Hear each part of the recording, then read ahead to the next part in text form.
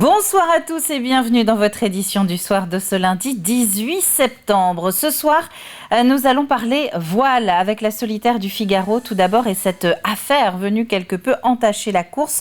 Le skipper Benoît Tudurie, premier au classement des bisus de cette 54e édition, et son homologue Pierre Danielo sont sanctionnés pour des faits de triche avérés. Ils sont tous les deux issus du team Vendée Formation.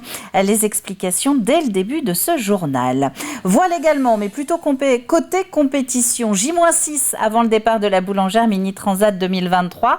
En attendant le départ de cette course transatlantique en solitaire et sans assistance, un village vous accueille au Sables d'Olonne, la ville départ. Enfin, nous reviendrons aussi ce soir sur les journées européennes du patrimoine qui ont maillé le week-end. Près de 500 visites ou ateliers étaient recensés dans le département au cours des 2 derniers jours. En fin de journal, nous irons à la découverte de 3 d'entre eux. Et nous commençons donc avec cette révélation faite par nos confrères de la presse écrite en début de week-end. Les organisateurs de la solitaire du Figaro ont officiellement décidé de disqualifier 2 skippers de la course. Alexandre Lenaour, bonsoir. Le point commun entre Benoît Tudurie et Pierre Danielo, donc tous les deux sont issus du team Vendée Formation, mais surtout tous les deux donc ont triché au cours de cette 54e édition de la solitaire. Et l'affaire fait grand bruit depuis ce samedi dans le monde de la voile. Les 2 marins ont en effet téléchargé des fichiers GRIB, c'est-à-dire des fichiers météo, ce qui est totalement proscrit par le règlement, un fait avéré éprouvé par le jury de la course à la suite d'un contrôle effectué sur chacun des 2 bateaux. Alors quelles sont les conséquences ? Eh bien, elles pourraient être lourdes, elles le sont déjà. En tout cas, vainqueur de l'étape 3 et leader du classement des bisus, le jury a décidé d'exclure tout simplement Benoît Tudurie de la course. Le nordiste de 29 ans avait déjà été sanctionné d'une pénalité lors de la première étape pour avoir disposé des poids à bord de son bateau. De son côté, Pierre Danielo se voit lui disqualifié des étapes 2 et 3 et rétrograde de la 9e à la 28e place au classement général. L'ancienne directrice du team Vendée Formation, Estelle Gravelot, qui connaît bien les 2 skippers pour les avoir recrutés au sein du team Vendée Formation la saison passée, évoque une trahison. Ses propos sont recueillis par Colline Davy. C'est une trahison, en fait. Je pense que le mot est vraiment celui-ci, c'est une trahison, parce que je me suis vraiment investie avec eux. Cette histoire de triche fait qu'aujourd'hui, tout s'annule. Moi, je suis un peu...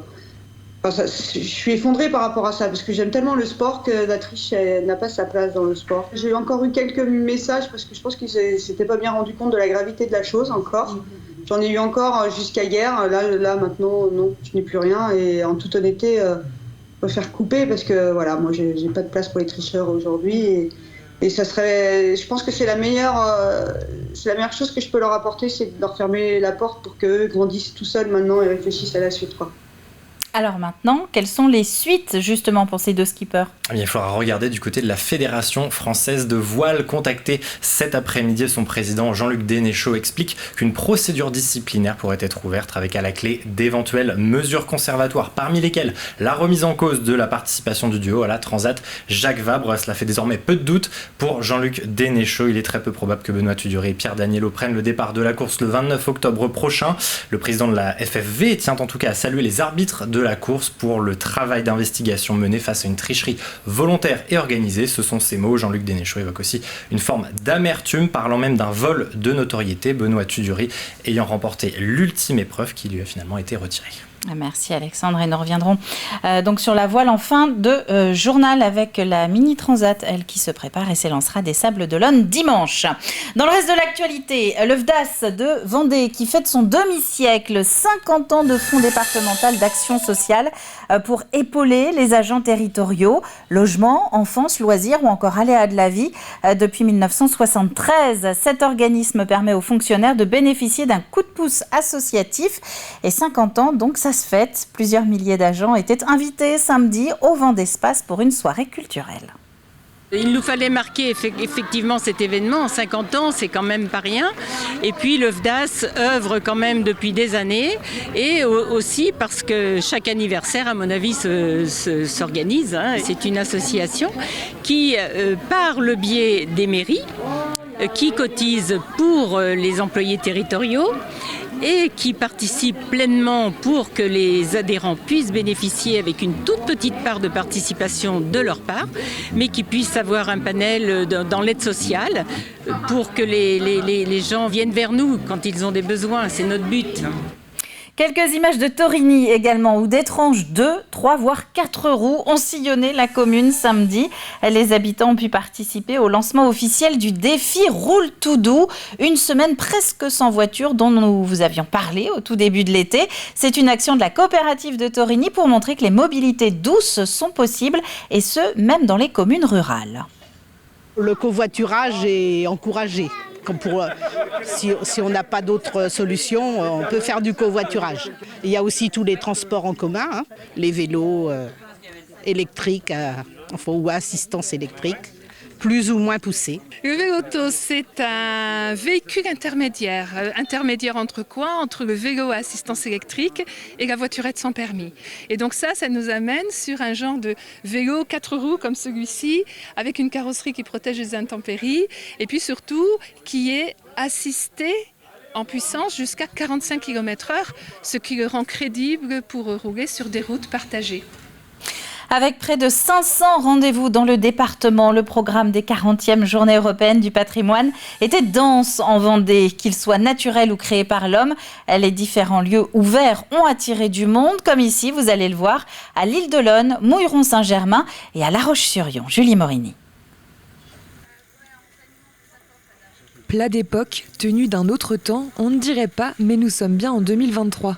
À l'occasion des Journées européennes du patrimoine, l'île d'Olonne a décidé de faire voyager les visiteurs dans son histoire. Il y avait 140 salines autrefois sur l'île d'Olonne, il en reste encore 7 en production traditionnelle. Il reste encore un vigneron qui est sur la commune également. Autrefois, il y avait jusqu'à 500 hectares de vignes. Donc on a tendance beaucoup à parler de l'histoire du vin et du sel tout autour de cette journée du patrimoine et de ce village, de notre village.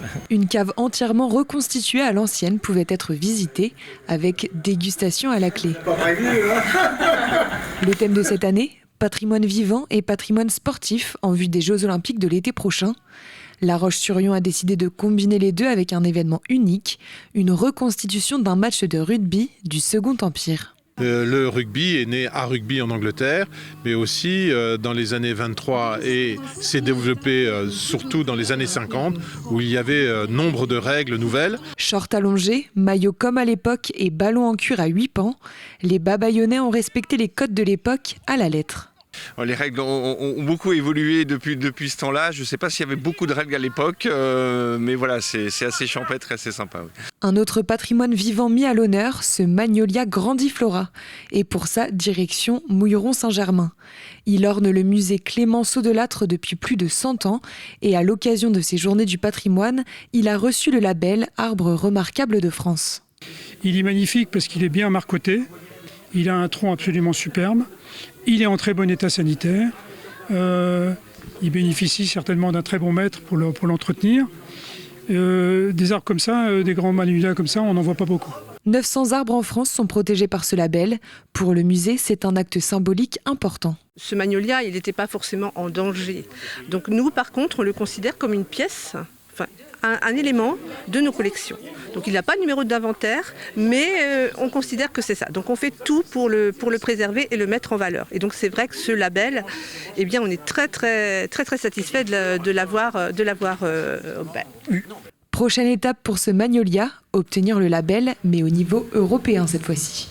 Et les prochaines journées européennes du patrimoine sont prévues les 21 et 22 septembre 2024. Nous allons rouvrir le chapitre voile pour terminer ce journal en parlant tout d'abord de la Mini Transat. La boulangère Mini Transat, même c'est son nom exact. Une course transatlantique en solitaire sans assistance dont le départ sera donné dimanche matin des Sables d'Olonne. 2 étapes attendent les 90 marins. Une première entre la Vendée et Santa Cruz de la Palma aux Canaries. Puis la traversée de l'Atlantique proprement dite en direction de la Guadeloupe. D'ici là, les marins se préparent et les visiteurs profitent du village départ en rêvant d'aventure. On est épatés par tous ces bateaux qui viennent de partout. On a eu le plaisir de voir un skipper, je ne sais pas, qui est monté tout en haut du mât. Moi, je ne voulais pas voir parce que je me suis dit, il rate son coup. Mais c'est super, on aime beaucoup. C'est un événement dans la ville, donc c'est bien, on vient voir. Ce qui nous plaît, c'est qu'en fait, ce sont des vrais aventuriers et qu'il y a beaucoup de courage. Et donc, on est très admiratif de ces personnes qui vont partir toutes seules traverser l'Atlantique en solitaire. C'est l'ambiance, les bateaux, la visite des bateaux. Ils sont là, ils expliquent bien, on peut leur poser les questions qu'on veut. Voir tous les gens qui travaillent sur ces bateaux, c'est un boulot énorme. Et après, sur la course, il faut avoir le courage de le faire et puis en vouloir, quoi. Et d'ici au départ qui est prévu dimanche matin, donc certains de ces skippers ont participé hier à une opération de nettoyage organisée par l'association The Sea Cleaners. Une dizaine d'habitants se sont joints à eux. L'action a duré 1 heure. Et en 1 heure, les participants ont ramassé près de 30 kilos de déchets, dont vous l'avez peut-être vu, un chariot de supermarché, mais aussi une tente et 200 mégots. Mais il y a des déchets partout. Et surtout ici, quand on est au bord de la mer, au bord de plan d'eau, il suffit d'un coup de vent ou d'un orage et hop, ça va dans la mer.